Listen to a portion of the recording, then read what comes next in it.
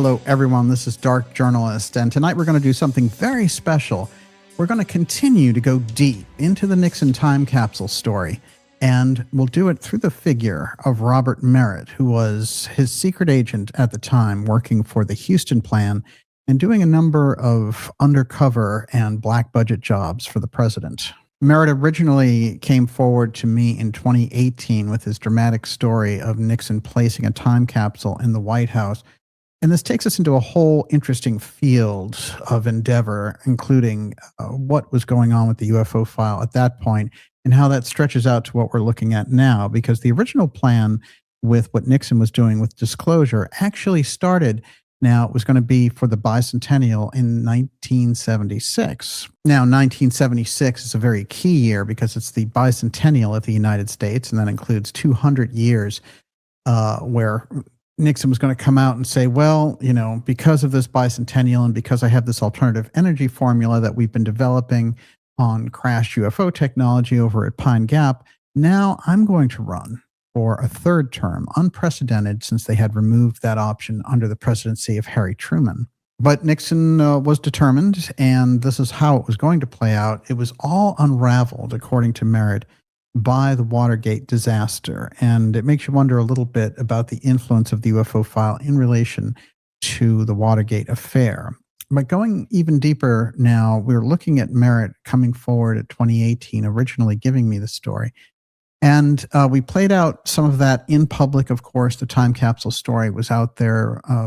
People didn't know many of the details on it, and many of the details on it were suppressed at the time. In fact, there were other aspects of the story I was not able to bring forward because of the position of Robert Merritt at that time, including the fact that after we had done this amazing story, his whole house got broken into and all of his files ransacked. And so we're in a very tenuous position at the time.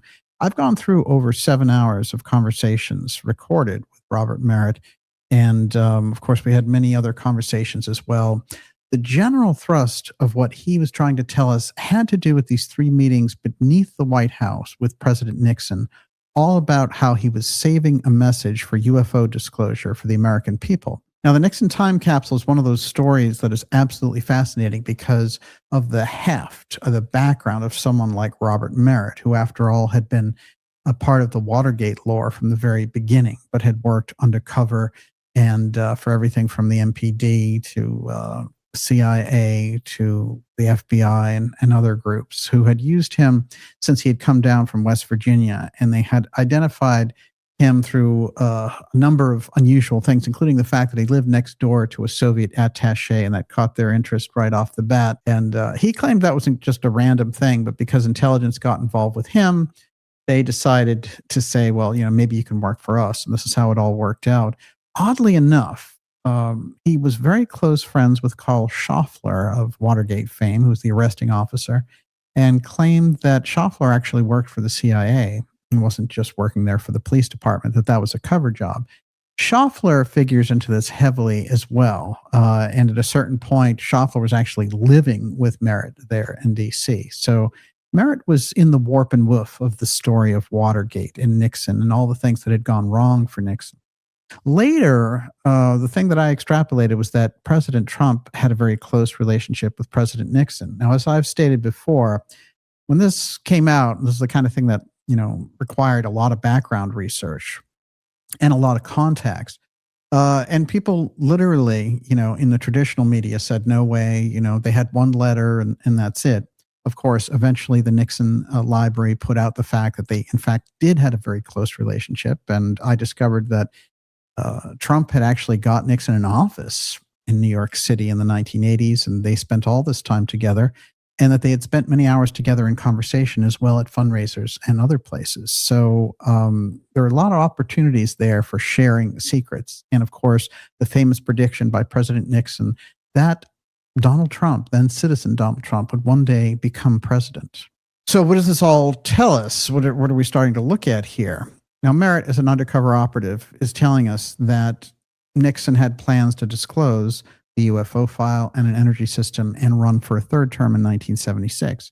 That those plans got unraveled and that the backup plan was to save this for posterity, including leaving a time capsule message right there in the White House.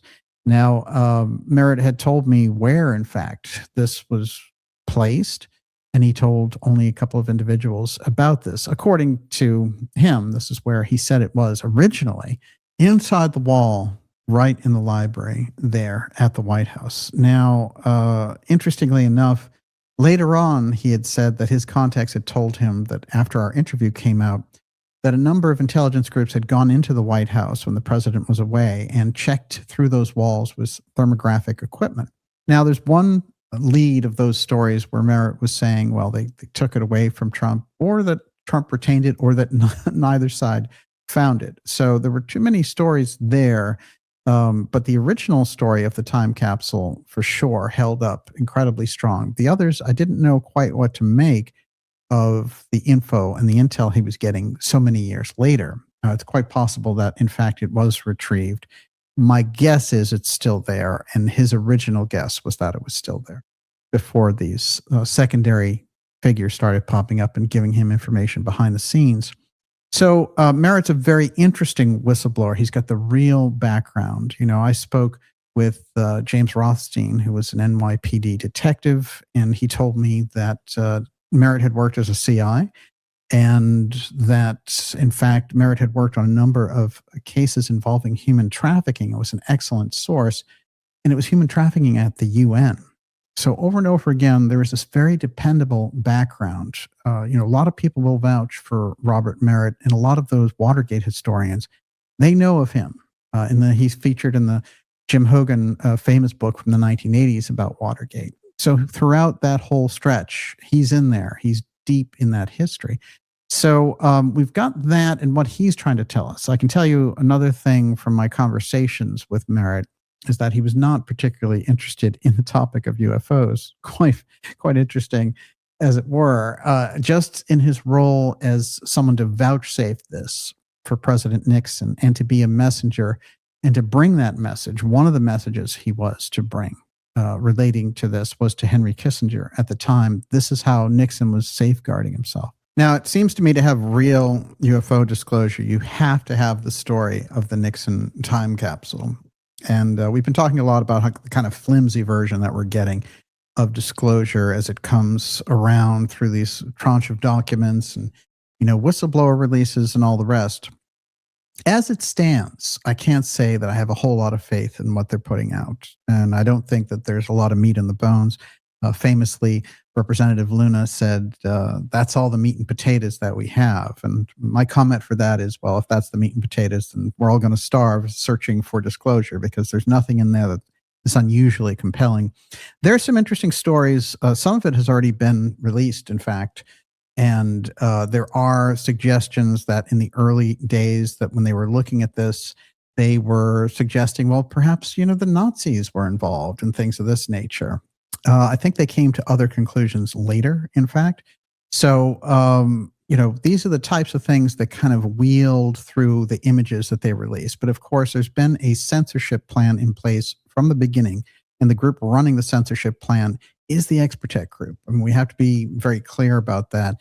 The other thing that I want to put across in relation to this is that is in long running, at least 80 years of the wall of secrecy involved here, using occult means as well for that level of secrecy, and also involving, groups like the Masons, et cetera, and their bond of secrecy in order to keep these UFO secrets. Not to say that Masons are involved with UFO secrecy as much as the methods for how they keep secrets about, the different ways and means that the Masons have of identifying members in their brotherhood, et cetera. All that was rolled into the secrecy around the UFO file. And one of the kind of key aspects in all this, in my opinion, is when you look at what the U.S. Geological Survey had put up, this incredible 1-ton slab of granite at the USGS in Reston, Virginia, with the name Richard Nixon on it. No ceremony, nothing. But it's right in the timeline identified, right after Watergate, that Robert Merritt is saying the third meeting took place beneath the White House where Nixon was saying, I'm placing my knowledge of the UFO file in a time capsule. Now, one of the things I did recently is talk about the Nixon time capsule on the Alex Jones show. And of course, Alex has been creating amazing content relating to UFO disclosure and really, of course, coming out with a very cutting edge voice around all of this. And I'm very thankful because he's getting a lot of the core message across. One of the things I want to say is that I put together some clips from that appearance. That'll set up the next stage of what we're looking at here, going deep now on Nixon's time capsule, Tesla technology, and President Trump. How does it all relate? How do those three things come together? I'm going to show you. Let's watch these clips first, and then we'll open up to the Nixon time capsule, Robert Merritt, and President Nixon. That was the fourth UFO file release. And Luna said, well, that's the meat and potatoes. And she's in charge of the declass committee and all that. Well, if that's the meat and potatoes, everyone's going to starve to death because there wasn't very much in there. You have Spielberg with Close Encounters of the Third Kind in the late 70s, where it's all about psychic. They're all called there. Even though the government doesn't want them there, they make it there. And it's all about we're connected to you, you're connected to us. His new movie is all about that. And so they're trying to unify the field theory with the interdimensionals, and there's obviously some psychic connection with the aliens, with UFOs and blur the lines. Or am I wrong in saying there seems to be an attempt to blur the lines?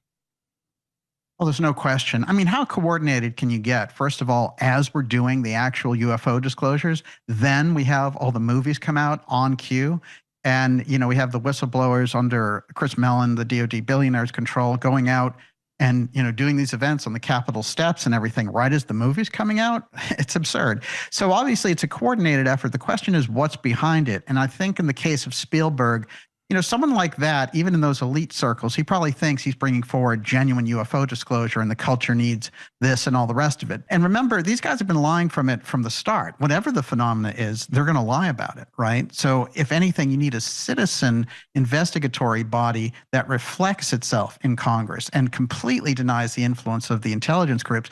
By the way, it's the DOD billionaire who's controlling the whistleblowers that's releasing all the videos. He's the one they consult. That's why you're getting very lame kind of crap UFO videos from the Trump administration releases and things we've seen before, because they're all censored videos and they could really be something else. I mean, where's the really good color video of a crisp UFO, that's undeniable? What you have with Spielberg is a long history of being in the know. When he presented E.T., the movie, for example, he did it at the White House, and President Reagan came around afterwards and said, everyone in this room knows that that is fact and not fiction.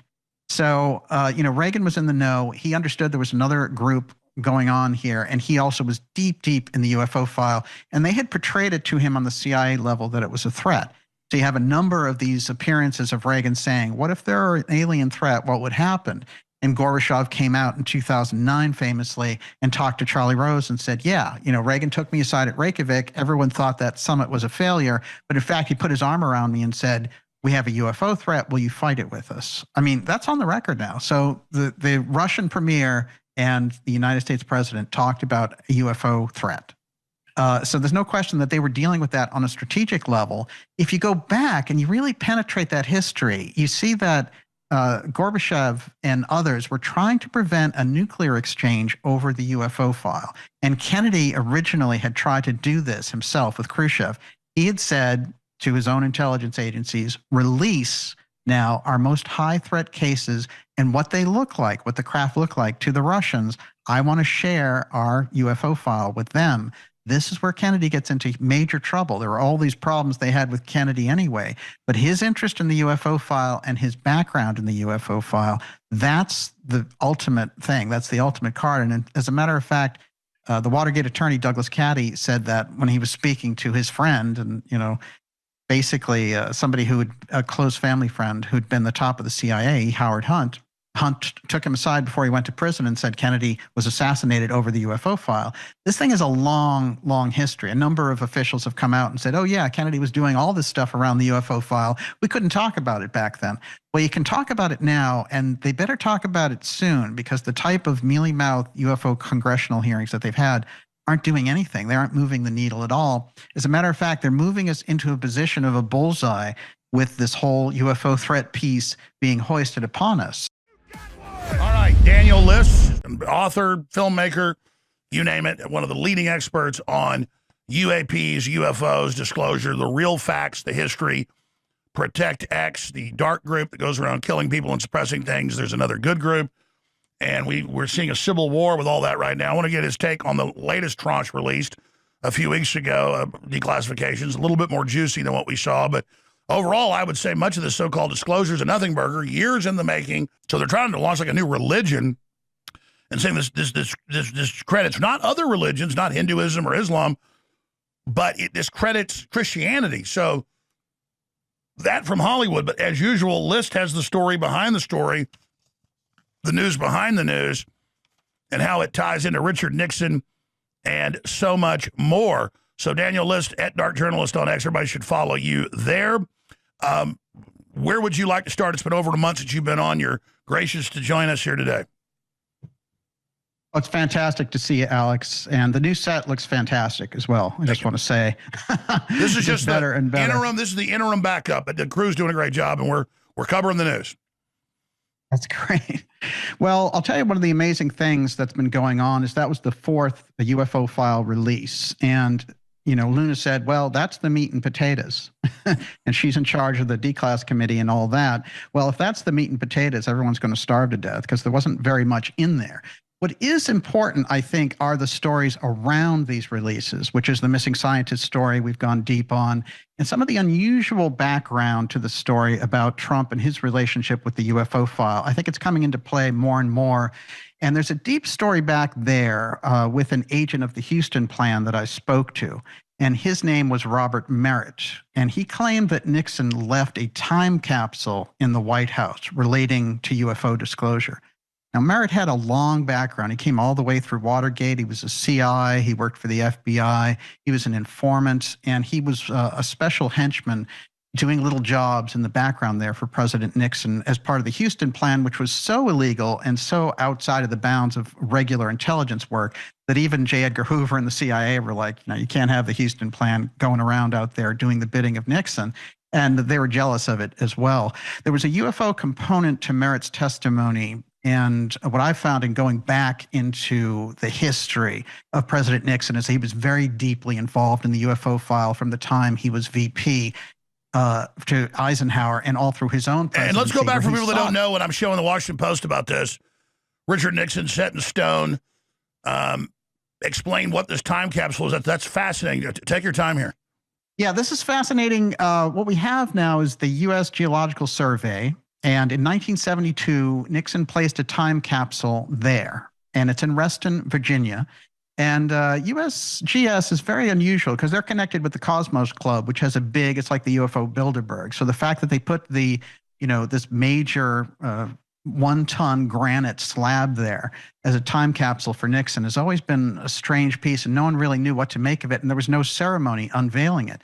In that same corridor of time, Watergate had unraveled and all the rest of it. And Merritt went and met and had his final meeting with Nixon in the White House. And Nixon said, I'm putting this letter away in the White House and I'm saving it in a time capsule. So he wanted it, for future generations to get his work on the UFO file. And a lot of these presidents did that through a lot of these stealth letters that are left behind.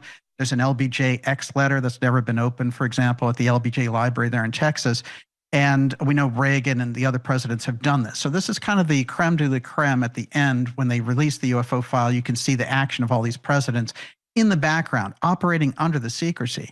The problem has been that the presidents have gotten outside of the bounds of the true UFO file. And so the intelligence agencies and a group called XTECH has been running it in the meantime and really basically blackmailing the bureaucrats that are involved around the secrecy. So you have this unusual structure going on in the background. We know about the deep state. We've heard about the breakaway civilization. The XTECH group operates right in that shadowy corridor between the intelligence agencies and the aerospace companies. But Nixon was in the heart of it. And the stories that I got from Merritt, who's now deceased, he's passed away and I'm letting his information out. He did some information public with me, and some of this other information has been behind the scenes.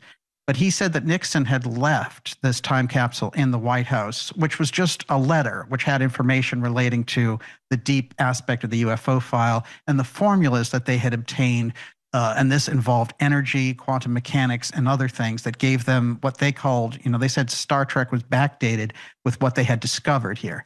So that deep relationship between Trump and Nixon now comes into play because we worked on that. And we brought that story out and everyone said, yeah, there's one letter between them, big deal. And we were like, no, no, no. And I had found out that Trump had set up Nixon with offices, literally, there in New York City, in Manhattan, for him to go there, set him up with apartments and all the rest of it.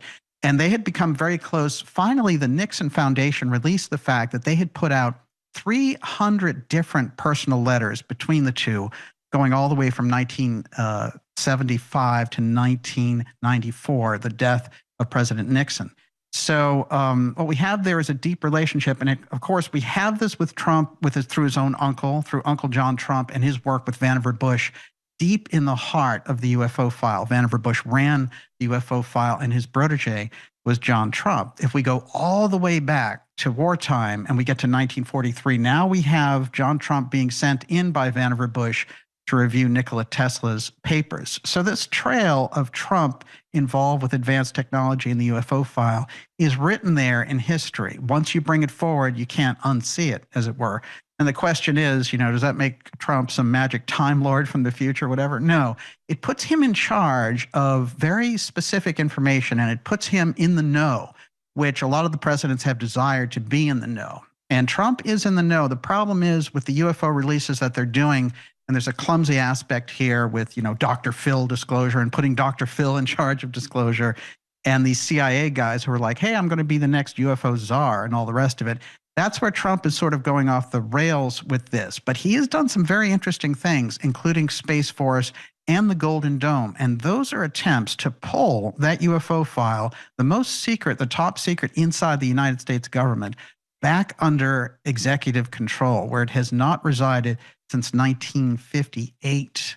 You're talking about, almost 70 years of history there where, forget it, the president is out of the loop. And wasn't Space Force his first administration, and now that's also part of that?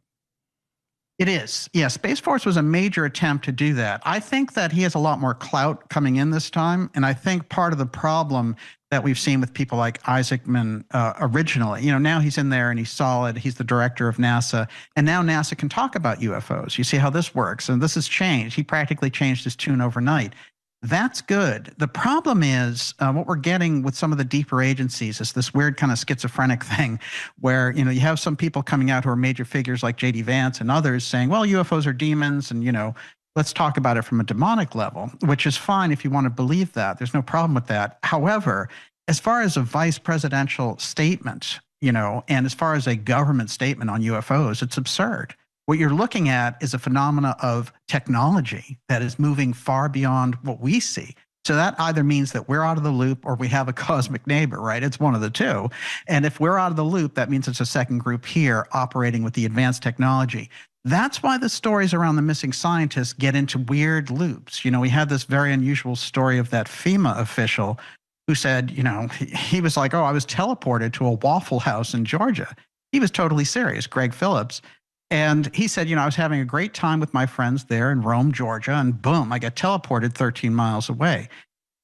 He got booted out of his position and everything else. But this is a sitting official of the Trump administration. What was he trying to convey? And then we find out. Daniel, let's elaborate. I don't mean to interrupt, but just so we don't forget. We have the chief science czar a year and a half ago, right when Trump gets in, saying we now control time and space. We have secret technology for energy and weapons. And we see more and more real evidence of that. And I don't like being used for disinformation. And it's not my fault, but people take what you've said and take it out of context.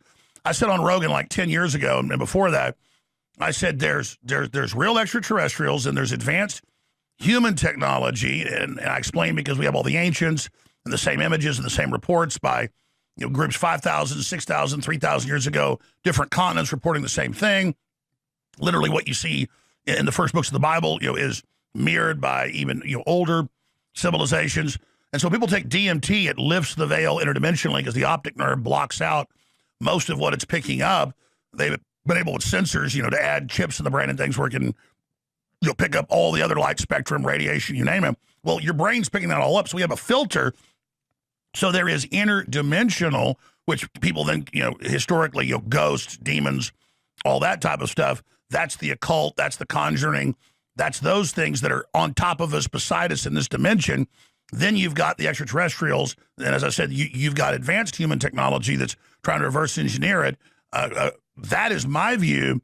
Now I've seen a lot of these known disinfo operatives that put out a lot of stuff, mix it together and say, no, that's the aliens, which we need to be very, very clear that this is specifically something different. But the establishment, and I broke this on Rogan 10 years ago, a year later they declassified that at San Francisco, they're at the Psychic Research Institute with the universities, and out in Japan, other places, they have the DMT drips.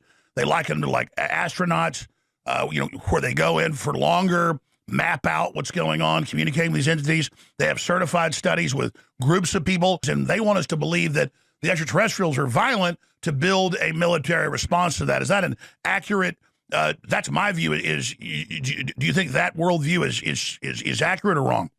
It's an incredible overview, in fact. And I remember that Rogan discussion, and it was off the charts. At the time, when you were mentioning the breakaway civilization there, and, it's amazing because Rogan had a number of alien UFO people come in and give him, the basic line about UFOs and encounters, and they were all military and CIA people, so they didn't really go deep. In fact, your conversation with him went the deepest.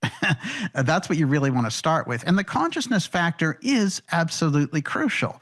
And this is where people get into trouble on this as well, and I'm glad you're pointing it out, because when we have, these types of experiences that would qualify as psychic experiences, this is what the mystery schools were teaching everyone about, that if you get to a certain level, you can actually see things that you can't see with the regular untrained eye when it comes to these types of things. So it is a totally different class of things. But when you get a case, like even a classic case of Betty and Barney Hill driving down the highway in New Hampshire and getting grabbed and getting examined and then being traumatized, and Barney Hill, dies just a few years later. He never goes back to work.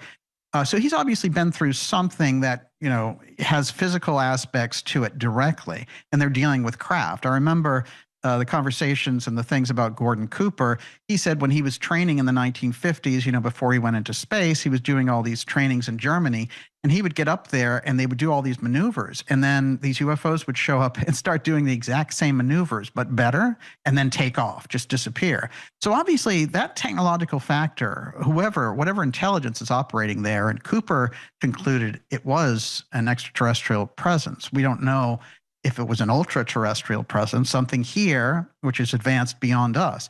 But that's a factor, for example, on the national security state side, where they looked at it and said, this is the thing we're going to keep the biggest secret around, because it literally defies time and space. When people encounter it, their time and space disappears. You have all those missing time claims and all the rest. I don't want to go back to that, but let's go back for a moment. This is so important. You have Spielberg with Close Encounters of the Third Kind in the late 70s, where it's all about psychic. They're all called there. Even though the government doesn't want them there, they make it there. And it's all about, we're connected to you, you're connected to us. His new movie is all about that. And so they're trying to unify the field theory with the interdimensionals, and there's obviously some psychic connection with the aliens, with UFOs and blur the lines. Or am I wrong in saying there seems to be an attempt to blur the lines? Well, there's no question. I mean, how coordinated can you get? First of all, as we're doing the actual UFO disclosures, then we have all the movies come out on cue. And, we have the whistleblowers under Chris Mellon, the DOD billionaire's control, going out and, doing these events on the Capitol steps and everything right as the movie's coming out. It's absurd. So obviously it's a coordinated effort. The question is what's behind it. And I think in the case of Spielberg, someone like that, even in those elite circles, he probably thinks he's bringing forward genuine UFO disclosure and the culture needs this and all the rest of it. But he very specifically, as you pointed out, said, Christianity is going to be challenged by these things. He didn't say the Muslim faith, or he didn't say Judaism. He said Christianity. That's weird. So it shows that they know that their biggest obstacle when it gets to this is, around the UFO file and aliens, are Christians. And what they've done is they've underestimated the Christian mindset, in my opinion, because one of the things that we're looking at is, they are now trying to feed this thing about demons. And you can, again, when you get into demonology and all these types of things, you're getting into a deep science, right? You're getting into a deep history of religion. But if you start taking anything that you want to portray as like a UFO threat or whatever and labeling it demons, Then you're doing this whole thing where you're saying, well, we spent all this money, we disappeared all this money out the back, $20 million, $20 trillion is missing from the budget, but we did it because we were fighting demons in space. And if you go back to some of that initial disclosure in 2017, that's what they were trying to do. They were saying, well, the CIA is heroes. They're fighting demons in space. I kid you not. This was their line originally, and they've tried to modify it. And remember, these guys have been lying from the start. Whatever the phenomena is, they're going to lie about it, right? So if anything, you need a citizen investigatory body that reflects itself in Congress and completely denies the influence of the intelligence groups. By the way, it's the DOD billionaire who's controlling the whistleblowers that's releasing all the videos. He's the one they consult. That's why you're getting very lame kind of crap UFO videos from the Trump administration releases and things we've seen before, because they're all censored videos and they could really be something else. I mean, where's the really good color video of a crisp UFO, that's undeniable? Here's the thing that's going on, I think, behind the scenes is they were thinking, oh, we'll release this, we'll release the UFO technology, and that will justify the threat and the Golden Dome and all the rest of it. Well, they've decided now, they're starting to float these trial balloons saying, no, we want to talk about biologics, and we want to get away from the technology question. This is very interesting. It's just started in June that they've started to pull And those. again, they blur the line about human-animal hybrids that they've created, which is alien. It's never existed, or synthetic stuff they've created that's never been here. That just means never existed before, but they're also blurring the lines with that. Yes, absolutely. And I think that they think they're at a position, cloning-wise and otherwise, that they can produce a being that they can say, look, it's an alien. And it's a dead alien or whatever it happens to be. Now, they may have these things directly in the vaults there. There's no question about that. But they can create the false version. And we're talking about then. Well, let's be clear. 50 years ago, they could grow a human ear on the back of a mouse. So they can cosmetically create a humanoid that looks like whatever they want. Exactly. And this is the problem. But see, it's the caricature, and they're famous for the caricature. They feed you the thing that you want to see, right? Or if you want to see an alien, this is what we're going to show you. But they're not showing the technology. They've decided they're pulling back from that thing that they were going to do originally, because they've said, well, maybe these other countries like Russia aren't quite where we are with it. And if we let it out there, not only are we going to explode the idea of industry around this, but the other countries may have caught up with us. So what you're saying is this round of disclosure, highly coordinated for the last 5 years, culminating in June around disclosure film coming out, was a beta test or a trial balloon to test the waters. Yes, exactly. And I'll tell you this about Day of Disclosure and that whole piece. If we look at it, the Central Intelligence Agency, people like Clapper and all the rest, they've been involved with Spielberg. They were doing the whole Age of Disclosure documentary that came out. Stay there. I want to hear you. Let's get into this. Disclosure Day and the CIA, obviously, but he's got the details. What are they trying to do? That's key to understanding what's coming next. You're getting real disclosure here. We'll be right back. They're trying to put their narrative out there. The narrative is crucial because psychologically, that's how we'll accept the whole thing one way or another. The narrative has to be perfect. They've tried to build up the narrative to be, well, there's a UFO threat out there. They haven't really worked on, the alien god thing is something they have in their back pocket, and there are certain tech bro billionaires that are interested in this. But what's going on the intelligence level is they're in love with the UFO threat idea because they're in love with the idea of emergency powers. And they've buttoned the system down that they can order emergency powers. And one thing I think you've taught the audience and just the public in general over these years of doing the show is that you can't wait until you're in the emergency situation. You can't wait till you're in the soup. You have to get ahead of that curve. Just like when COVID showed up, it was too late. They were already doing the things. There were already lockdowns, social distancing, put your mask on, and there was all that social conditioning that was happening. If you do this, if you look at the UFO file, that's going to make the COVID operation look like a walk in the park because you're introducing the idea of another species. You're introducing the whole idea of a threat. And then you have all these intelligence agencies probing the psychology of the American public and the global public about how they can pull this off and how much of a foundation they have. And they have the best filmmakers, people like Spielberg and others. In earlier times, they tried to use kind of the best directors that they had then. That's where you got Kubrick and 2001 and all that. They were trying to lay a foundation there. There's no question about it. So the question is, how far along, what is it we can do to blow the whistle on this situation now? And it's to get rid of this phony version of disclosure that they're doing and go and have a congressional hearing, for example, over the missing scientists. The missing scientists were dealing with the UFO file. The top general who was involved with it, Neil McCaslin, he was a major general. He disappeared in a flash. He's gone. He was in charge of the UFO file. That's a national security crisis. They've blown it off. I mean, we brought the story to a fever pitch. We presented it to the White House. We literally got it up to the point where the White House was commenting on it. And, we broke the story back here in December because of Nuno Loureiro, who was an MIT professor, and he was dealing with neutron star mergers. Well, that's the recreation in a lab of a black hole. So, he's and stepping some of on these toes, are professional. obviously. Some of these are professional hits. But I interrupted you with the break. We had to take that hard break. You were getting into the CIA and connections to Spielberg and his new movie. No question. Well, what you have with Spielberg is a long history of being in the know. When he presented E.T., the movie, for example, he did it at the White House, and President Reagan came around afterwards and said, everyone in this room knows that that is fact and not fiction. So, Reagan was in the know. He understood there was another group going on here, and he also was deep, deep in the UFO file, and they had portrayed it to him on the CIA level that it was a threat. So you have a number of these appearances of Reagan saying, what if there are an alien threat? What would happen? And Gorbachev came out in 2009 famously and talked to Charlie Rose and said, yeah, Reagan took me aside at Reykjavik. Everyone thought that summit was a failure. But in fact, he put his arm around me and said, we have a UFO threat. Will you fight it with us? I mean, that's on the record now. So the Russian premier and the United States president talked about a UFO threat.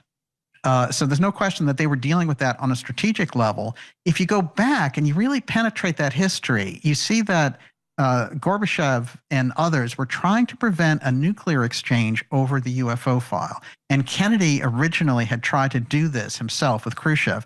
He had said to his own intelligence agencies, release now our most high threat cases and what they look like, what the craft look like to the Russians. I want to share our UFO file with them. This is where Kennedy gets into major trouble. There were all these problems they had with Kennedy anyway, but his interest in the UFO file and his background in the UFO file, that's the ultimate thing. That's the ultimate card. And as a matter of fact, the Watergate attorney, Douglas Caddy, said that when he was speaking to his friend and, basically somebody a close family friend who'd been the top of the CIA, Howard Hunt. Hunt took him aside before he went to prison and said Kennedy was assassinated over the UFO file. This thing is a long, long history. A number of officials have come out and said, oh yeah, Kennedy was doing all this stuff around the UFO file. We couldn't talk about it back then. Well, you can talk about it now, and they better talk about it soon because the type of mealy-mouthed UFO congressional hearings that they've had aren't doing anything. They aren't moving the needle at all. As a matter of fact, they're moving us into a position of a bullseye with this whole UFO threat piece being hoisted upon us. And really what you can do with the UFO threat, you can organize a COG program and you can make it emergency powers coming directly from NORAD. And the continuity of government program is set up for a national emergency, nuclear or X. And in this case, the UFO threat fits that perfectly. So it's very dangerous when you get into false disclosure. And that's why people who are on the inside, in the NGA and the NRO and these other groups, on the intelligence side, the NSA, they cannot be allowed, in the CIA, they can't be allowed to run disclosure because they're pushing a narrative and I know we don't like to infight. I know we don't like to stir up trouble and try to be the police here. We're not. But when I see on the other big shows, most of these people, you can tell it's a script. You can tell it's to be they're in the bottom of a base with the gray aliens, or they're on a phone call and heard about it, or they always heard it from somebody else, or they're out in the middle of somewhere and these aliens run by in the desert. And then it's always tied to some movie production or something, and they've been authorized because they have classifications, but they're a whistleblower. The real ones get killed or disappeared. And you're sitting there watching this to just flood disinfo on purpose, but in reality, whether it's the high priest of this early on, H.G. Wells, and then after him, the inventor of the telecommunications satellite, theoretically, it was the Russians first launched at Sputnik, Arthur C. Clarke, and all of their writings where they would give the awards to certain groups, certain messages they wanted, and that you're going to go up to this wormhole and transcend and come back as the star child to Lucifer, and it's actually in the book, Lucifer is the new sun that forms, out after the star child is born, And if you really get down to Spielberg's movies and all of it, that's what this is they're here directing our evolution right now. And that goes into the interdimensionals and what they're actually trying to do, because these things are energy. So they decide when their body or their incarnation's gone, they decide to build their own system separate from God. And what it basically creates is their own little universes. And then more and more, I probably sat there and focused right now for 10 minutes and literally, it's just, for me, it's almost, I don't want to say it's embarrassing, it's weird to sit there and, I wouldn't even call it being like a channeler or whatever, it's like a relay or something, but I can assure you folks, this is all real. Go ahead.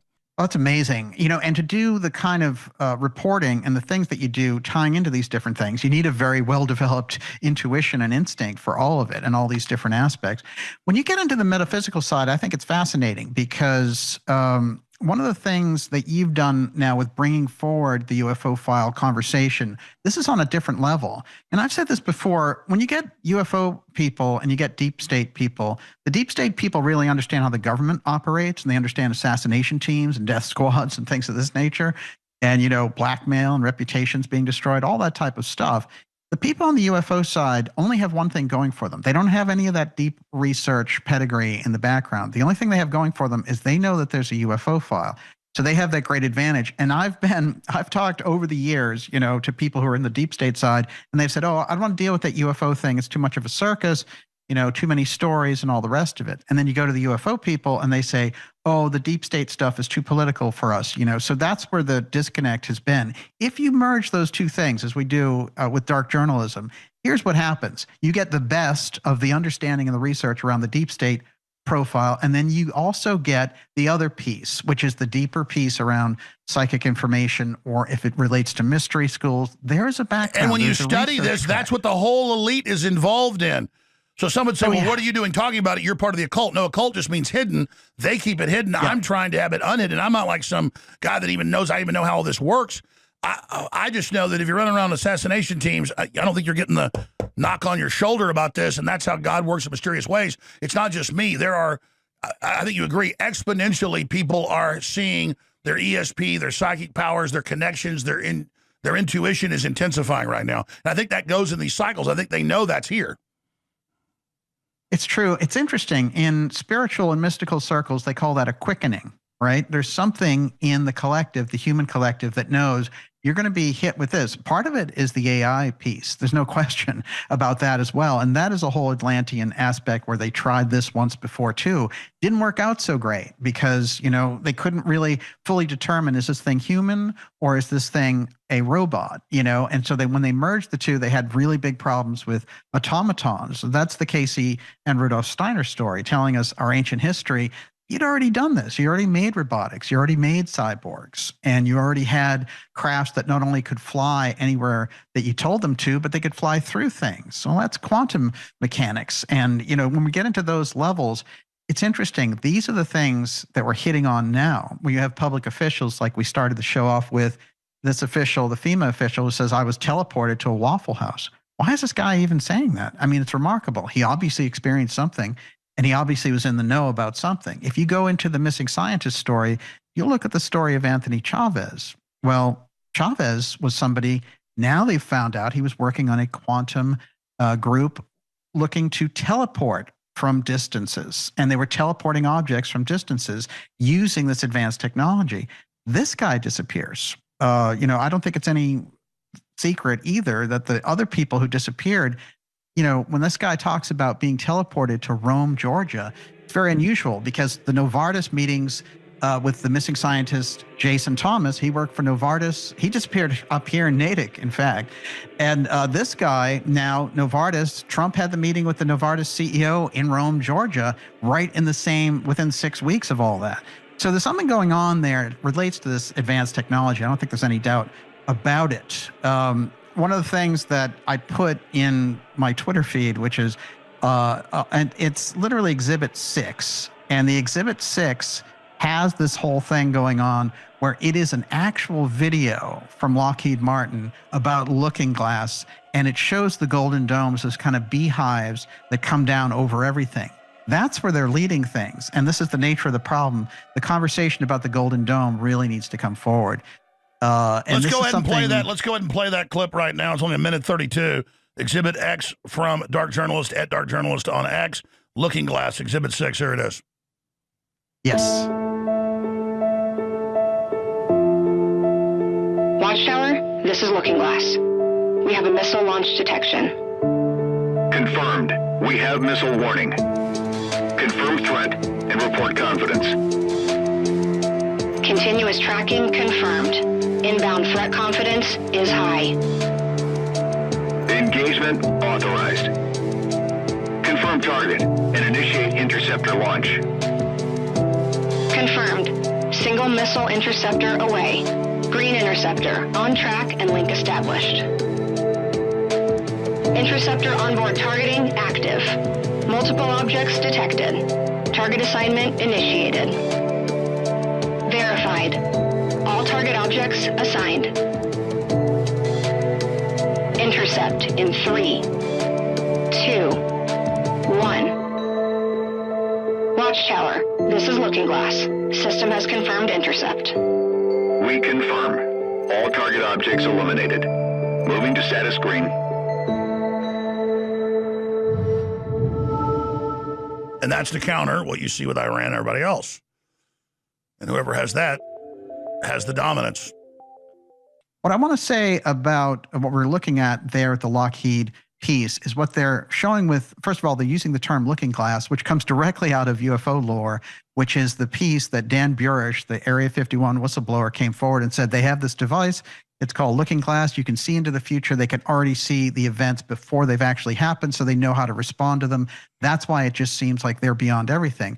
Well, that Golden Dome looking glass, whenever they show the Golden Dome in action, they have these little gold hexagons that show up on the screen, and they create a field, an energy field around their objects. And they say, we're tracking these objects like flying saucers, for example, UFOs, you know, UAP. And they show this hexagon figure, and then they show this kind of beehive effect, and the thing basically disintegrates. That's what they're doing. Hold and on, stay there. Do glass. a little bit more time with us, please, Dark Journalist. When you start over with this Lockheed ad, explain looking glass. When we come back, this is a big deal. And I remember you years ago talking about the looking glass technology, seeing the future. So they can, and that's what Krasios, the chief scientist of Trump, said. We control time and space. We can see the future. Really, we'll be right back.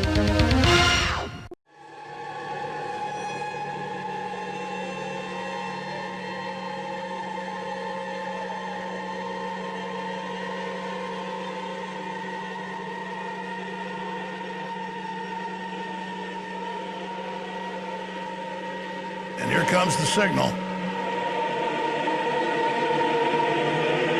Triggering human evolution. That's what they're telling you with the AI, all of it. It will transfer and no longer be human. They're deciding to take control of us like they're God.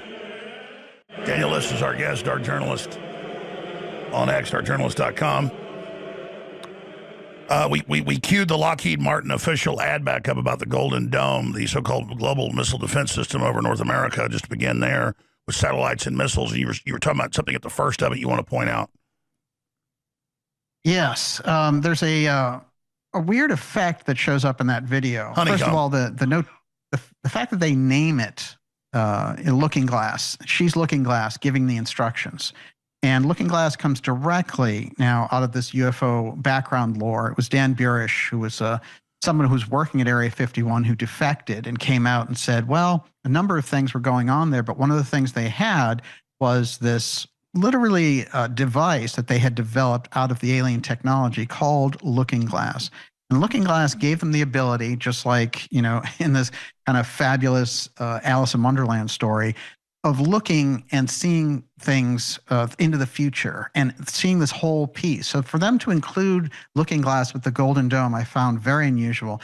The second thing that they did is they include these very strange beehives and that could come down as part of the effect. And it is this kind of hexagon figures that come over things and destroy them and eliminate them and literally make them disappear. And they're like, you know, we have the objects in our sight, boom.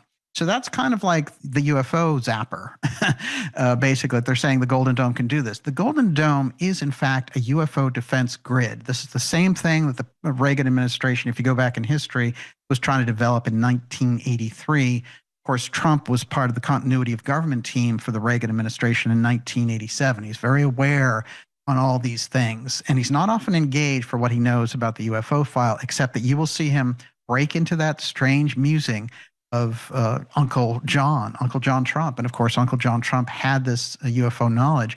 What's interesting about the Lockheed video, there it is. If you see that effect, this is that Golden Dome beehive effect that eliminates things by placing this energy grid over them. And I think it gives us a big hint about what that is for. And it is and it implies it's electromagnetic pulse some way because the lights go out when it activates. Yes, exactly. And we have a whole spectrum there. It's full spectrum dominance. I mean, it's taking over the whole reality of the thing. So, you know, simultaneously, the Golden Dome protects you from what's out in space, and it dominates everything that's on the ground. There's an incredible surveillance factor to it. She's feeding it coordinates through Looking Glass. So, you know, are they getting the information 2 minutes before the incident even happens?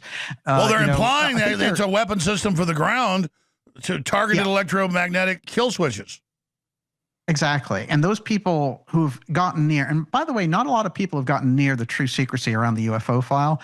Those people who've gotten near to it have said it was farmed out of government because they didn't want to track it back and run into all these legal problems over the UFO file. And they farmed it out in different periods through the Nixon administration and others directly to industry, directly to corporations. And so the corporations hold the patent, the defense contractors.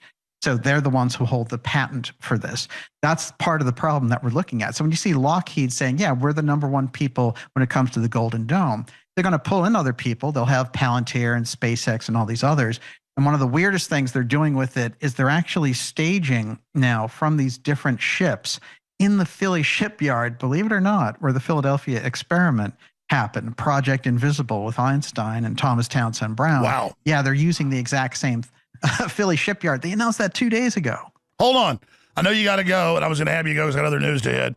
But do 5 more on that. I'm just going to, I didn't know that. Yeah. In fact, you kind of act like I know a lot of the stuff. I only know a little bit compared to you. Why don't you just quickly run down all the other stuff that's breaking? Because we say there's a bunch of nothing burgers, but that's huge. Because I know about Philadelphia experiment. Good Lord.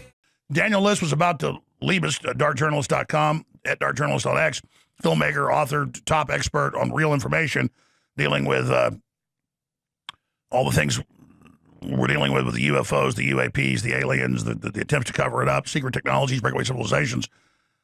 I wanted you to, because you said just 2 days ago something I didn't know about broke that was huge, and then you were nodding your head. There's some other big stuff that broke that we haven't gotten to yet that I was unaware of. So please elaborate on that, Daniel.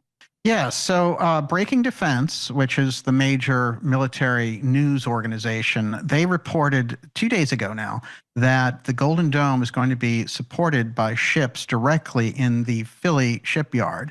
And they've just got the deal. It's $1.4 billion, and it's these amazing grids that they're putting in. This is part of what they wanted to put into Greenland, by the way, and why they had all the threats against Greenland earlier in the year.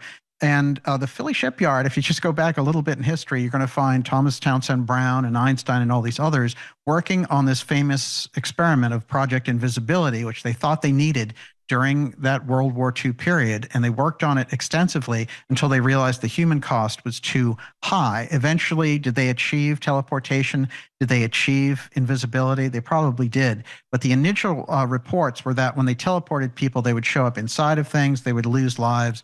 And they had some very freakish accidents associated with it. However, they did, in the history of it, and there's a whole piece with Morris Jessup and Carlos Allende in the late 1950s, puts out all this information about the Philadelphia experiment. And Jessup unceremoniously ends up, like a lot of those missing scientists do, dead in a park in Florida when he was on his way to meet his friend to tell him all this stuff about what he had discovered about the Navy. Now, the Naval Shipyard legend and the Philadelphia experiment murders are something that has been documented over time. But the Philly Shipyard, to get the contract for the Golden Dome, in my opinion, it represents the fact that they knew there was something there in that location where they could use this teleportation, or it's a nod to it. It's saying this is what took place back then. This is a continuation of that program. By the way, when you get into things, there's a lot of that. There's a lot of tribute that goes on in relation to what happened in different places. So when you get the naming mechanisms, when you get the steganography, you're in a kind of an interesting field. But the Philadelphia experiment being even associated at all with the Golden Dome again, takes us into these weird, and I mean very strange places, as the Trump administration very often does.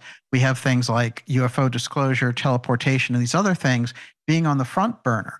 But we're getting a very thin version of it publicly. And the thing is, that thin version can be dangerous unless it's backed up and you're really deciding to move the culture into the knowledge place. Because if you're just going with the breakaway civilization, they're saying, well, we've had this technology for 80 years. We developed it with the public's money. We kept it from the public. But we're going to break back in and dole out the technology without telling them anything about the real story of where it came from and who they had to eliminate in order to control the story around this.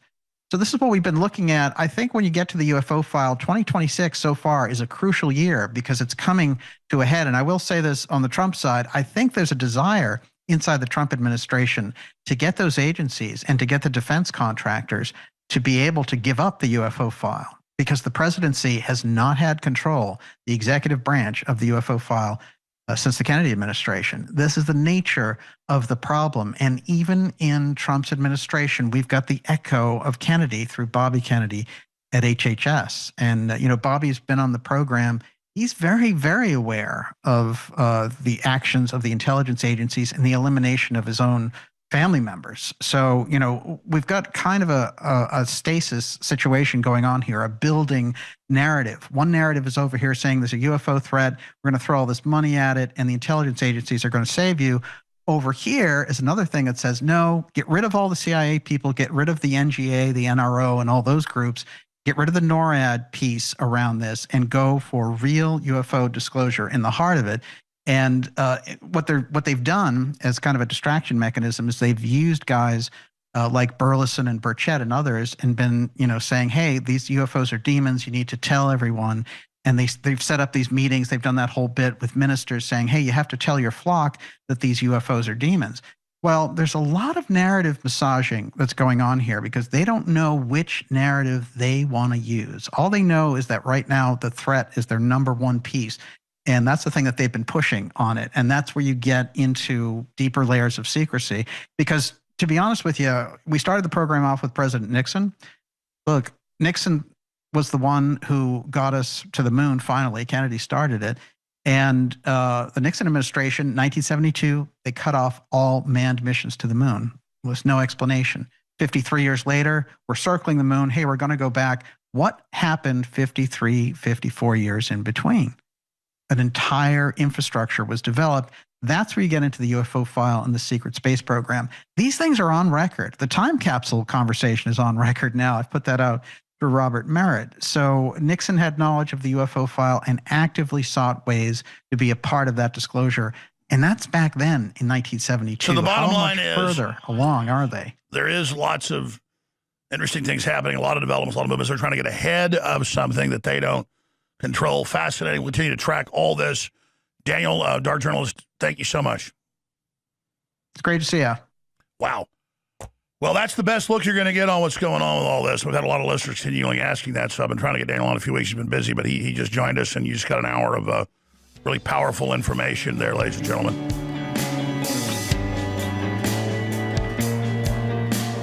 One of the key factors that we get after the fact of Nixon placing the time capsule and ultimately being removed from office in 1974 is that we get Ford ascending to the presidency, who was originally involved, one, with the UFO file in the 1960s, because his own state of Michigan was up in arms with these incredible waves of sightings that were just going on.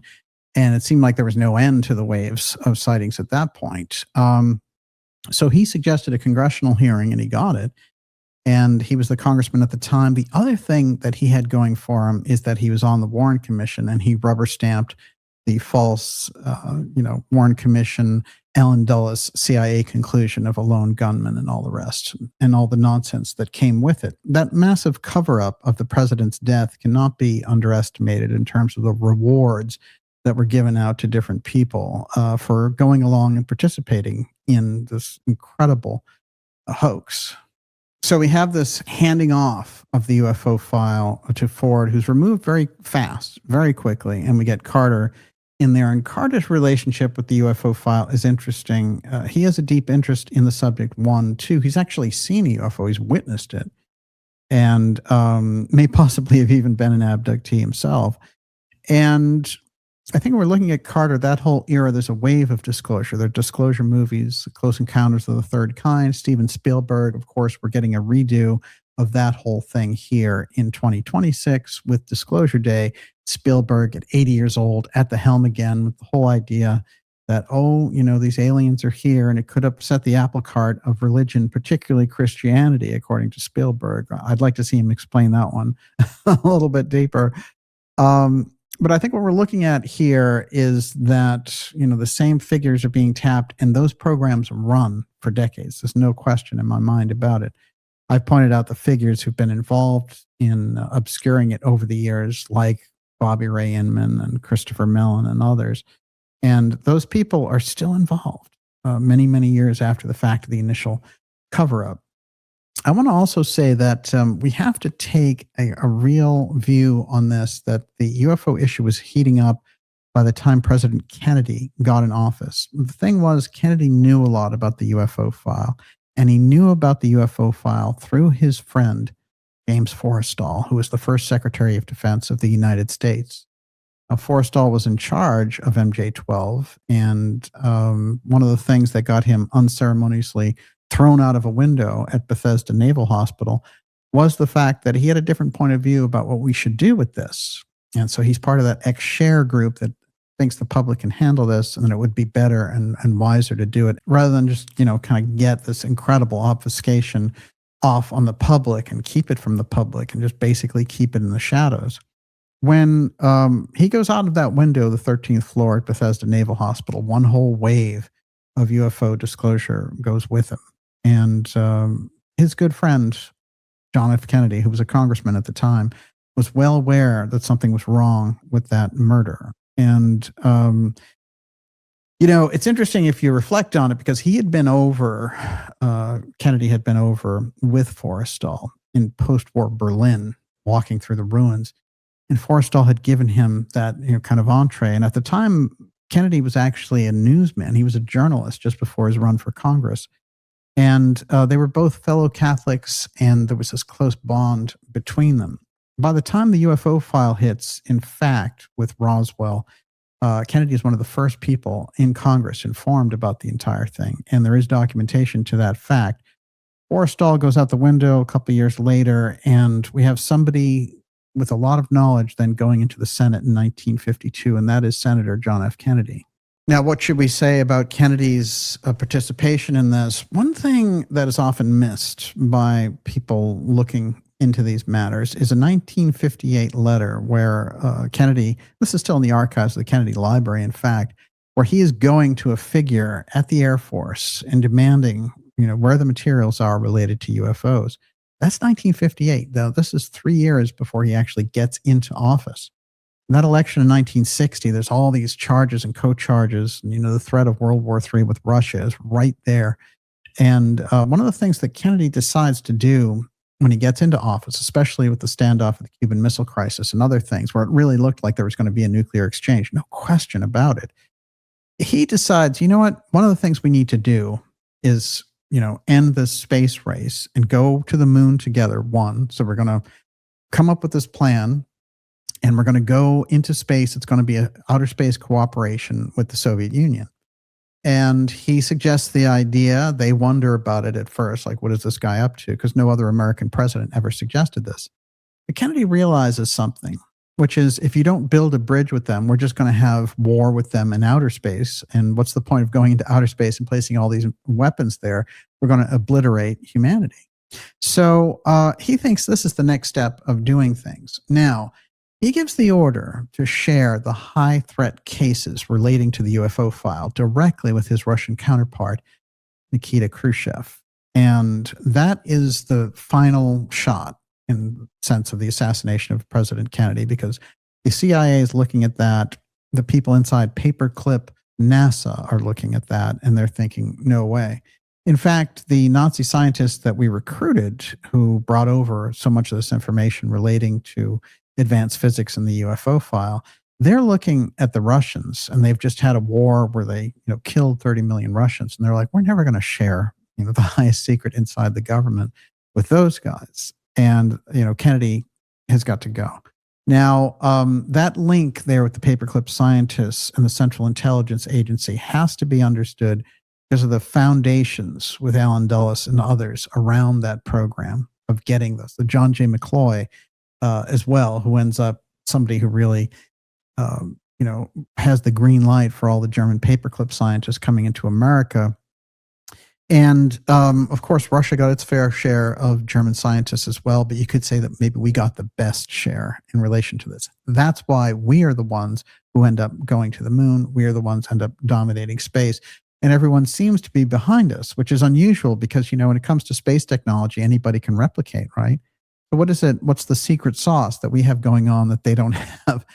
These are the questions that need to be rolled out with all of this. One of the things that I brought forward was a documentary called Blue Enigma about President Kennedy's efforts around Blue. Now, Blue is the program that the government had for UFO secrecy. It involved chasing UFOs. So they had things like the X-15 developed to do exactly that. We have people like Philip Corso and others on record. And they also had something called Blue Gemini. And Blue Gemini is a program I've always been fascinated by and brought so much information on board about this. And bringing that information to bear is fascinating because Blue Gemini is a program that no one can really see where the origin comes from. It's not a presidential effort. It's not a NASA effort. Where does it come from? Even the official histories and NASA call it an orphan program. Well, this thing was brought in specifically as a UFO defense fighter. And the whole thing, they were going to observe UFOs and learn how to shoot them and all the rest of it through Blue Gemini. Now, Kennedy went directly to NASA and said, he sent his defense secretary, in fact, who said, look, president's looked at this. You've got two space programs going on. You've got a secret space program over here and then a regular public NASA program. This Blue Gemini thing, either, you get this program public like the others, or we're going to give it directly to the military because at least that's the devil we know. We'll give it back to the Department of Defense. And there's an incredible back and forth before President Kennedy's death relating to Blue Gemini. Blue has come up on a number of occasions. One of the things we did with that documentary is force the government to come out and say, well, yeah, there is a program that we had called Blue. It was a crash retrieval program for UFOs, but you know what? It never found anything, so it doesn't matter. It doesn't mean anything, which is incredibly ridiculous when you come down to it.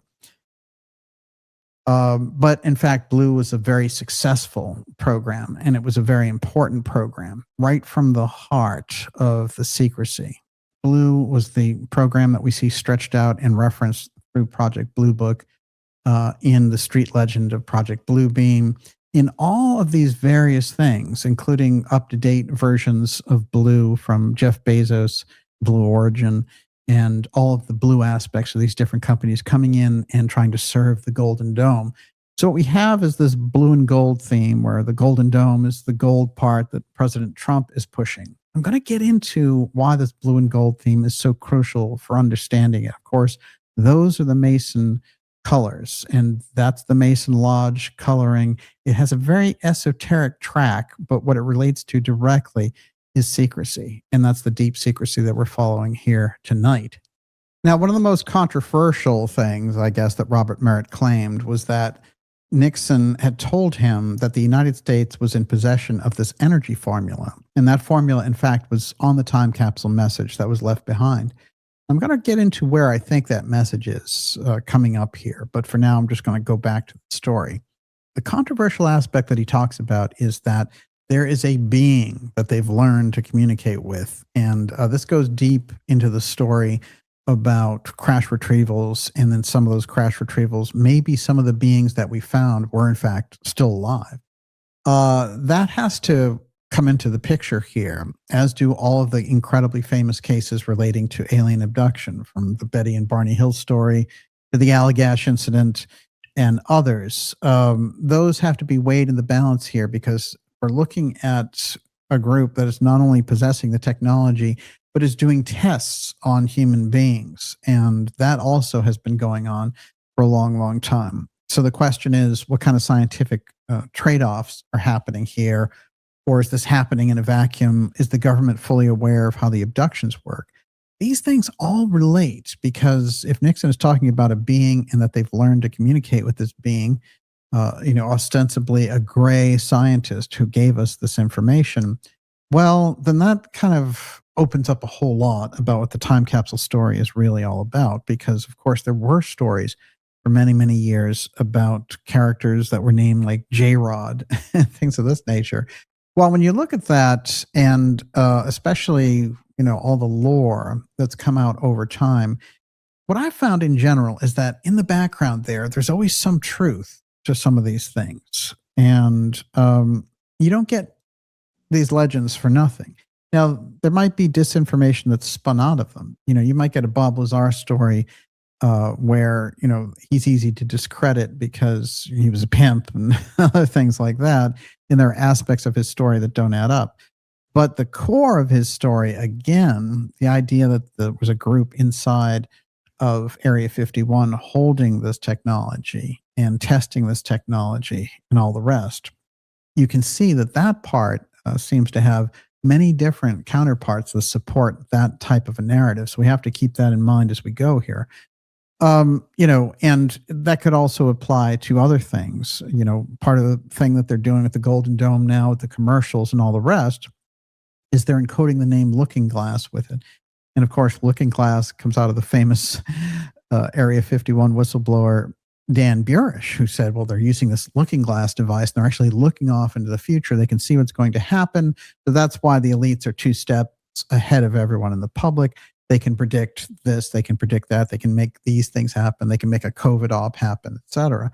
Well, the UFO threat is something that the intelligence agencies have been building up for a while. And I can only imagine in relation to the types of scenario planning that they've done.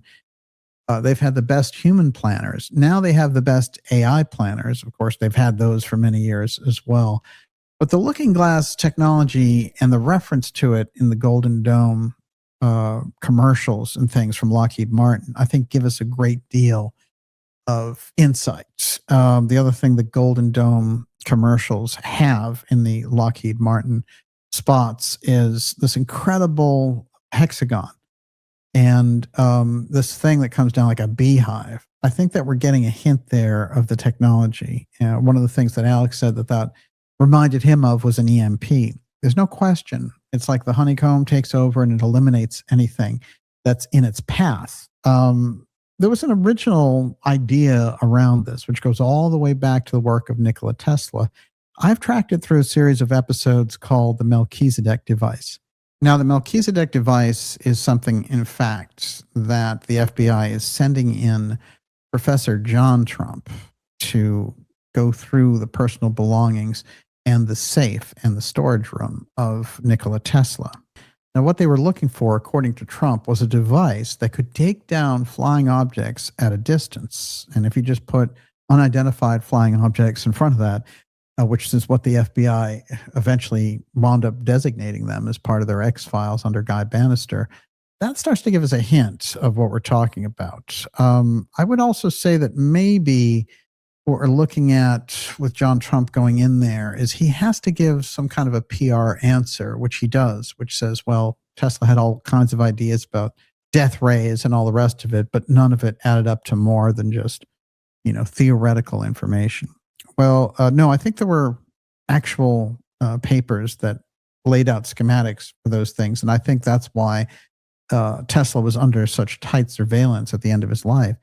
But the idea that what they were looking for was this thing that could take down these flying objects at a distance. So if you're sitting there in Honolulu and New York has a UFO go over it and you can just press a button and take it down, that's the thing that they felt that Nikola Tesla was working on. And that is this whole piece around the Melchizedek device. I found later traces of it in the story of George Adamski. In fact, when he describes the exact same device, the FBI come over and rough him up and say, they tap his phones initially, and he's talking to someone about a scientist who was in possession of the Melchizedek device, which can do this, can pull down UFOs.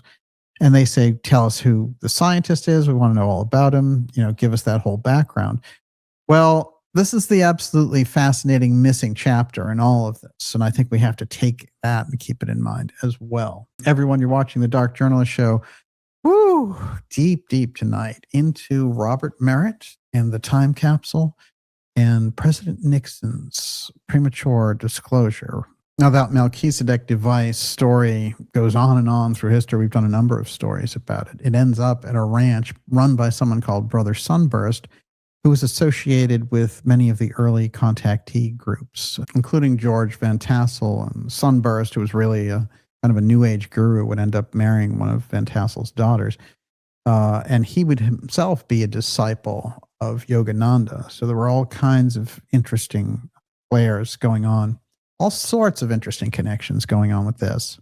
And it will be the brother of acclaimed Hollywood film director Brian De Palma, who will happen upon all of these incredible contacts with Sunburst and will himself deliver up this free energy device, which I'm sure is based directly off of the conceptual device, the Melchizedek device, which was devised theoretically by Nikola Tesla. And there was a huge search through government that can be documented really through many years, many documents. And we find ourselves looking at figures like Curtis LeMay and others trying to get to the bottom of this. And he's recruiting people at that point, trying to get a handle on the Melchizedek device. Those who are familiar with Reichian devices and all the work of Wilhelm Reich. So I think that gives you some indication, some hint there. Of course, Reich was really taken out of the picture in a very unceremonious fashion. And they used all sorts of different things against him, and gave him a bad reputation and everything else. But all he was really doing was exploring energy. And, they couldn't have that going on, especially with his UFO work as well. So he's another one of these scientists. Long before we had the missing and dead scientists, we had the missing and dead scientists. So this is a pattern that repeats, unfortunately. And we've done the deep research, some 12 episodes now on these missing scientists, including William McCaslin. And McCaslin is so key and so crux. I just want to take a moment here to go over the circumstances of his disappearance. This is someone who disappeared now on February 27th. And the government has not put out word one about his location. It does not seem to be engaged in a very heavy search for this man. Now, we know through a WikiLeaks drop that comes all the way back from 2016, some 10 years before he disappeared, that Tom DeLonge and John Podesta were going back and forth about him, what a valuable asset he would be for their UFO Disclosure Project, run mostly by the CIA, incidentally. But how important it would be to recruit McCaslin in relation to this. And DeLonge is trying to really pump up Podesta in this fashion. And he's saying, look, this guy was in charge of all of the Roswell material. He was the one who was out there, and he'd been redeveloping this for years, in fact. And the crash happens in 1947, and maybe McCaslin takes over in the 1980s. And so he's working on it. Then he retires. But he's going to work for strategic companies like Blue Halo and others who will work on the Golden Dome. Now, it is his assistant, Monica Reza, that he'll work on a project with for some 5 years at Wright-Patterson, redeveloping this material from the Roswell crash. What she gets out of it is a product called Mondelloy. And Mondelloy is incredibly heat resistant. What we've done in our episodes is show how this Mondelloy has all the same properties as the mystery Roswell metal. You couldn't bend it, you couldn't burn it, etc. But what she does is something very interesting, is she develops a private patent for it. And the fact that she has this scientific patent in relation to this, I think, gives the story an entirely different twist, including the fact that she disappears now in June of 2025 while on a hiking trail she was very well familiar with, and she was there with some companions. And the companions, the way they tell it is, at a certain point, they're hiking along, they look back, she smiles and waves, they move up for about a minute, they look back, no more smiling and waving, she's gone, she's disappeared. Broad daylight, sometime after 9 o'clock in the morning, and she's gone. There's no scent, there's nothing. Her hat is found a few feet away, and that's where the scent ends. Well, those are the types of real black ops when you're going to disappear someone on that scientific level. And they were getting rid of Monica Reza. She was a key person in that team relating directly to Major General William McCasland. Now, McCasland, we have to remember, if he's in charge of this, then he is somebody who's very key with all these committees and things coming up. And there are groups inside the government who supposedly want him to testify about, UFOs and UAP and all the rest. Now, they've been getting a lot of superficial testimony around this. I don't want to suggest for a moment that the government would ever let the public get to the bottom of the UFO file at all. But the threat, the idea that President Trump is going to go out there and, even with this limited disclosure, might expose something that McCasland was working on, they set about to eliminate the team. And Monica Reza was a key member of that team. In the same 1 month period, another person disappears, and her name is Melissa Katzios. And she will disappear after working at Los Alamos. And of course, Los Alamos is also where McCasland had been working along with Monica Reza as well. And there's a whole thing that happens there. In this case, I think gets stranger and stranger. Now, she had been missing for a year, but here's part of the other pattern with the missing scientist. The body suddenly turns up, just leaning against a tree, and it had been skeletonized. So, all the searching that they had done around there where she had disappeared, suddenly she reappears. This is something that happened here also with a scientist named Jason Thomas, who disappeared in Wakefield. Now, it's very interesting that he was working on these secret projects about biologics. And he was working for Novartis as a major leading pharmaceutical group. And it's interesting to note that President Trump would meet, in fact, right in the same time period when Thomas had disappeared, and then later they would find him in a lake. Trump had met with the CEO of Novartis in Rome, Georgia. So very interesting circumstances around the timing there. Another strange fact to weave into this is that Rome, Georgia is also the place that supposedly a major FEMA director named Greg Phillips claimed he was teleported to a Waffle House. Now, I kid you not, we know that story was amusing when it came out, but it's also very, very strange if you think about it, because, it cost him his job and all the rest of it. Why did this guy go on the record saying he was teleported anywhere? And he claimed he was teleported 13 miles away and, quote, it was no fun. Part of that story holds weight, and it's very odd. It's just one of those oddities there. Somebody may be sending a signal, as it were, about teleportation. But another factor around the missing scientists is, in fact, teleportation. And that gets us to the story of the missing scientist, Anthony Chavez, who, after all, now it's been disclosed, was working exactly on teleportation. So we're going into these advanced technologies, and a lot of them have been redeveloped from the UFO file. This is the crux of the matter, which is the Apotheum redevelopment in the UFO file becomes then the biggest secret inside the national security state. When we're looking at these factors and putting these things together, we have to kind of wrap our minds around why the secrecy at this level. And very often it's been assumed not to upset the apple cart of society or religion or whatever it would happen to be. And I understand that. I've never felt like that was a compelling enough reason. In fact, it always seemed to me that what we're looking at with the Apotheum effects, remember, you're getting a reality distortion field. And I'm going to spell this word out now. It's Apotheum. Okay, something we need to get into the lexicon. Because what's going on there is the reality distortion that takes place in a normal UFO encounter is the same thing that happens when they turn on the X technology. So, Nikola Tesla's over here in 1903 setting off earthquakes in Manhattan. When a UFO shows up, it'll shut down an entire city electrical grid. What else is it that happens? Well, there's missing time. So time disappears for those participants who are involved. Machines won't start. If the craft lands, nothing will grow there for 20 years.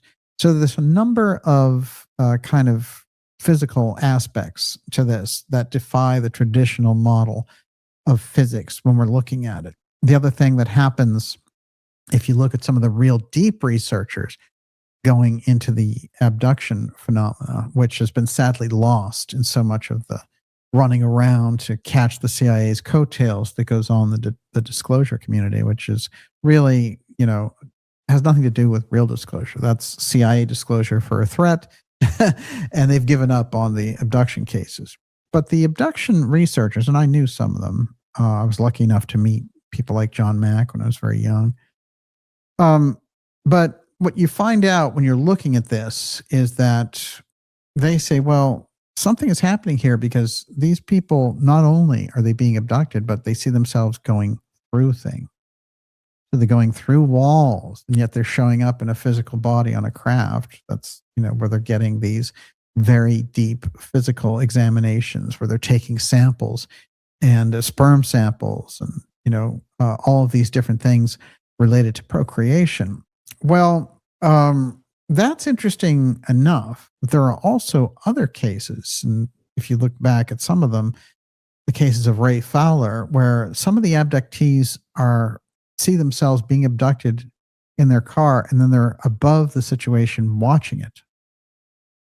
So there's some kind of displacement of their astral body that takes place here as well. We need to be on top of all those aspects and see how they relate to that experience. You get an idea of what Apotheum is all about. If it does, in fact, distort reality to that degree, and that can be devised as a weapon, you can only imagine those types of things. Even torsion physics makes the atomic bomb look like a firecracker and makes our nuclear capability look like nothing. We've got weapons and the development of weapons that goes far, far beyond anything like that.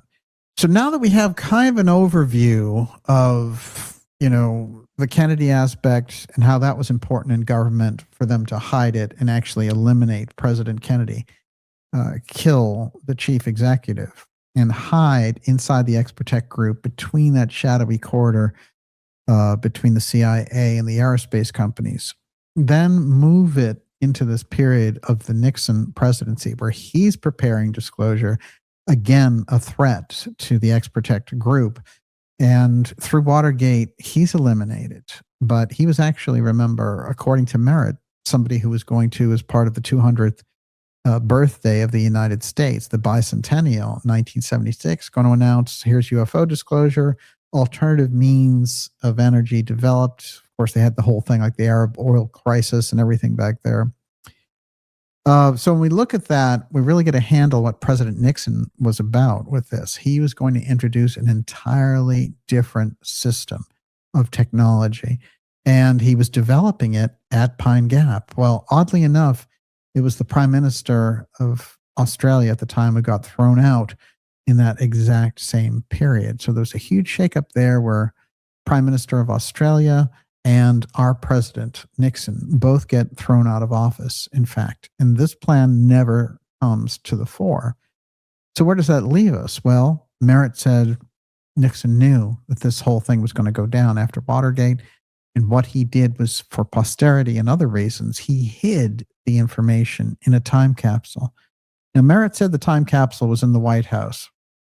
Like I opened up the show with, my research about this time capsule in Reston relating to the U.S. Geological Survey, I think is very interesting because that was originally run by John Wesley Powell. And John Wesley Powell is the person who formed the Cosmos Club. And the Cosmos Club, as I've identified, is UFO Bilderberg. That's where they bring people together to watch these things and to meet and to go over these things. It's the same thing as the Bilderberg meetings, off the record and all the rest, but it relates directly to the UFO file. That's how they've been able to do it. The Cosmos Club is still exists in Washington, D.C., and it has its tentacles throughout. It had an incredible zenith period, I believe, with the founding of it. And if you look into the stories that we've done on the Cosmos Club, it's quite extraordinary because you take someone like John Wesley Powell, who really came out of nowhere, but he was somebody who was stationed in the Civil War. And this is a very interesting fact of his career. He was stationed at Cape Girardeau. And it will be actually about 70 years later that a major UFO crash will happen right there, the first one of the era in 1941 with crash bodies and military recovery and all the rest of it, some 6 years before the Roswell incident with crash saucers and military taking the dead alien bodies away. So we could see we're in a kind of a strange, unusual field of things here. But I want to say this about Powell, which is he's somebody who out of nowhere became an incredibly celebrated explorer and is somebody who's credited with discovering all the main portions of the Grand Canyon, had an incredibly close relationship with the Paiute Indians and in Nevada. And he seemed to have developed a whole mystical context. But my question has always been in relation to John Wesley Powell. Did he in fact find a UFO crashed there out in the wilderness where he was searching? And is that what made him such an elevated figure? And has this process of hiding that technology been going on a lot longer than just the 1940s? That makes a lot of sense to me. That's why when I saw the time capsule, which, by the way, when you research the history on it, had no opening ceremony, had nothing. It's just this thing shows up in July of 1972, exactly when Merritt is meeting with Nixon, and he's talking about placing his message in a time capsule. This thing shows up out of nowhere, and it resides there, with little fanfare in Reston, Virginia. For me, that's one of the places I would look in relation to this. And I've always taken Merritt at his word that they left a message there in the White House. And yet there are so many things that Merritt knew and many things that, he could only guess at.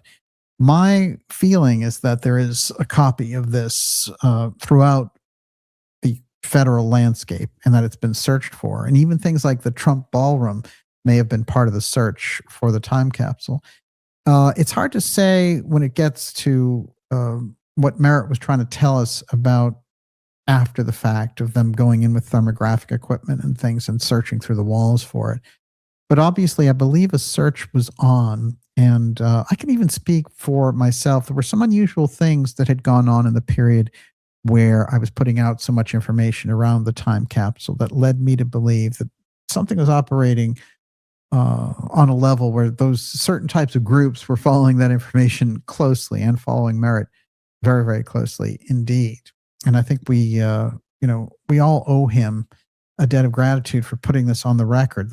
So these are the types of things that we need to get ourselves behind in looking at this story, understanding that one, Merritt was a solid operative for Nixon, that two, coming out with this story now so many years after the fact. That was 1972, and he gave me the story now some 46 years later. So it's incredible that he was able to keep this, but he wanted to put it on the record before his own untimely death in 2020.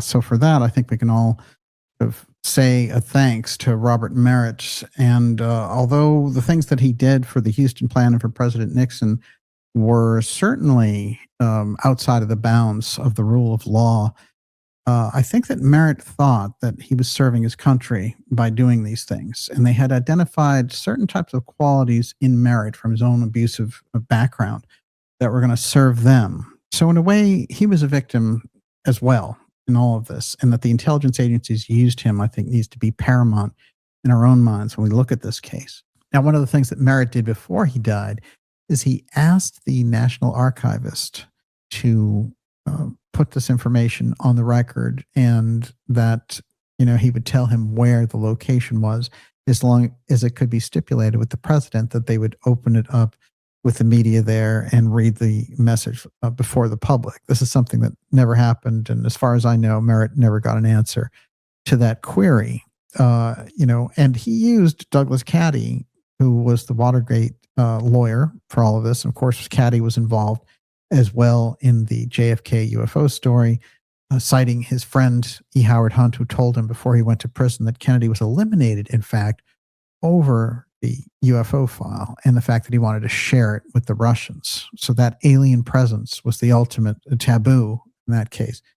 So I think we have to look at all these things now in a different light. And that time capsule may have been and may be, in fact, a major football in the geopolitical happenings that we see going on in relation to the search for UFO disclosure. One of the things that's going on with this version of disclosure is it seems pretty lighthearted.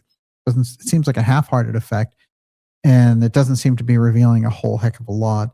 They seem to be glorifying CIA figures like Lou Elizondo, and they have Christopher Mellon, the DoD billionaire who's been manipulating the process, and the whistleblowers from the beginning. And he's choosing the videos that you get to see in relation to UFO disclosure. So right now we have a very soft disclosure, kind of Dr. Phil coming up there. And, he's the one who's going to deliver this for us.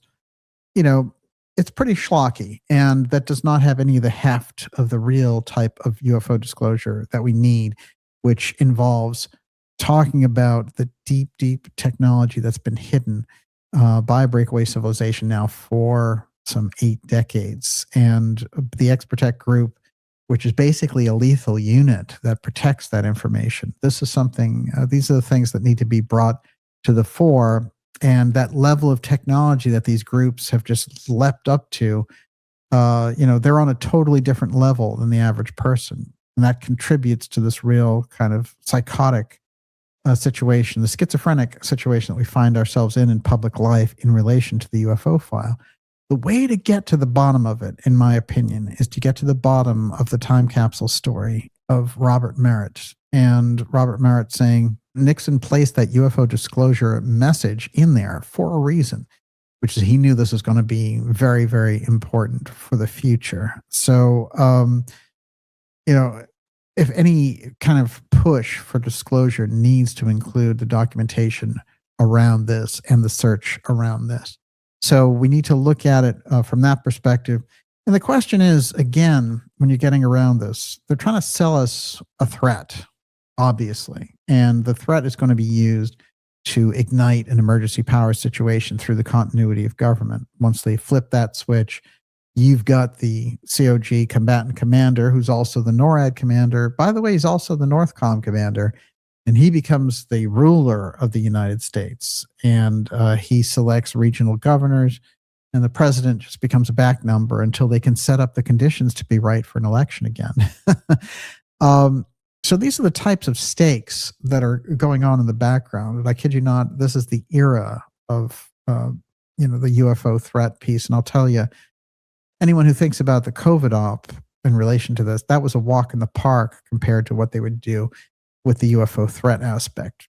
We need to take these threads then that have been put out there that we have the connections for. One of those connections is John Trump with Tesla, and Tesla, really being involved at such a deep level with the X technology, bringing forward technology that was so advanced. They were afraid of what would happen if he did that wireless energy piece from Wardenclyffe. Well, there'd be no more reason to pay these guys, in oil or for energy and all the rest. So this is going back again and again to the type of stranglehold that the elites have on the culture and the types of things that we're looking at with advanced technology. So what I want to say in relation to all of this is that we're at a very kind of crucial period where we can't have this dog and pony show, watered down disclosure pass and everyone running after CIA coattails. So, they can get the little scraps from inside the DOD and every other place where this is kept, supposedly. And, so many of the researchers want to be a part of the documentaries and the books and Steven Spielberg and all the rest of it. So we need to throw all that completely out. You need a real dedicated, potent search going on, and that involves real citizen journalism to get to the bottom of it, because otherwise you're going to be in a situation where the intelligence agencies will not only manipulate the human origin story, they'll also be in a position to manipulate the whole idea of a threat coming in from space and how you need the Golden Dome defense grid. It's only $1.4 trillion after all. And I think there is a place for introducing these things. It's just like President Reagan wanted to introduce it after they were throwing a lot of fear things at him from behind the scenes and showing him clips of these ships that were refilling themselves and fueling themselves in the rings of Saturn. And there's no question that they were observing real craft there. Those are the types of videos that we need to be taking a look at. But that whole thing convinced Reagan to do Star Wars. And as we know, Gorbachev pulled President Reagan aside and said, let's talk at Reykjavik about everything. And that Reagan pulled him aside and said, look, what we need to do is get together and fight this UFO threat together. Will you do it with us?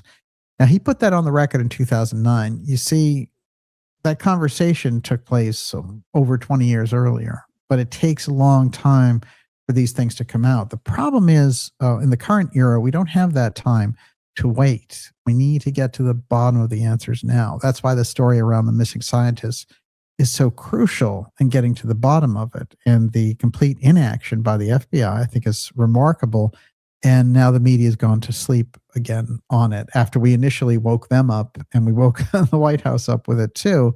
They originally said, yeah, we're going to get into this and really find out, get to the bottom of it.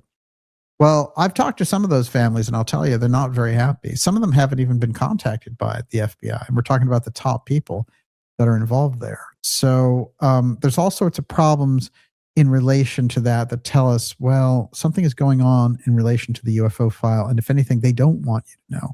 They don't want you to get to the bottom of it. The other aspect I think that's crucial to understand here is that when you're looking at the story of Robert Merritt and Nixon's time capsule, this is something that can be backtracked. And it is something that can be brought to the fore. And it's part of the thing that we're trying to do on this show. These are the crucial aspects that Disclosure, in fact, has been handed down as a program over time. And we need to get our heads wrapped around that entire idea. And that in some cases, it's caused some of these presidents their lives. And referring to President Kennedy, who was assassinated by the Central Intelligence Agency, working with the XTECH group because he was giving away that secret, the top national security secret of the United States, as E. Howard Hunt told his good friend, Douglas Caddy, the Watergate lawyer. Well, these are the things, this is the nature of the field that of study and endeavor we should be after. And, the hokey pop clip podcasts and the whistleblowers and this guy's book and that guy's agent and Steven Spielberg and all that stuff needs to be relegated to a totally different level on all this, because that's not how you get real potent reporting. We can get to the bottom of all of this, but we're going to need all of us to do it. And we're going to need to start off with the potent stories that have the core aspects to them. The Nixon time capsule is one of those mysteries. It's one of those stories that I think could really explode a number of things, as is the story of Uncle John Trump. And of course, we know that when President Trump has been in political turmoil at different times, he starts musing out loud about Uncle John Trump. I think that's a definite signal to the deep state saying, I know what you know, and I'm on the same level with you if you want to play that game. Well, it's pretty interesting because, I think you could easily look at the Trump administration and say, yeah, this is very superficial disclosure.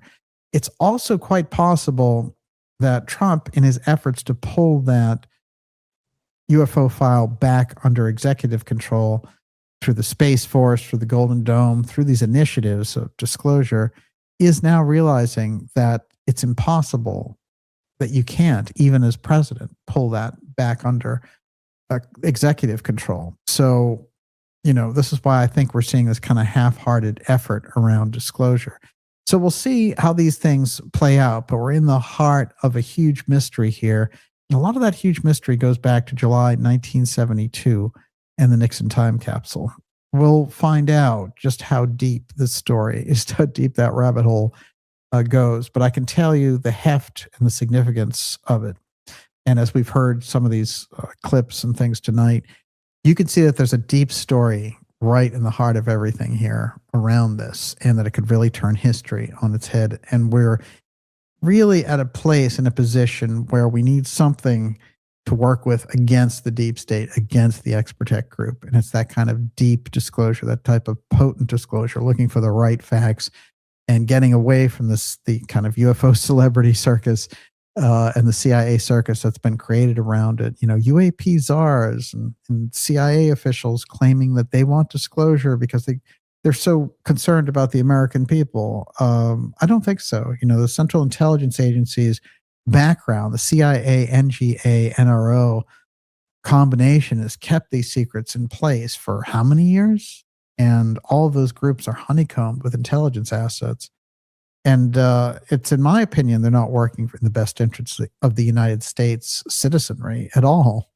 They're working to protect the interests of the groups that are benefiting from the reintroduction of the breakaway technology. So this is what we need to look for going forward. I know I'll be after this and after the heart of it, but I'll be doing it with all of you there in the ideas room. So thank you very much for joining me, and we'll see you soon.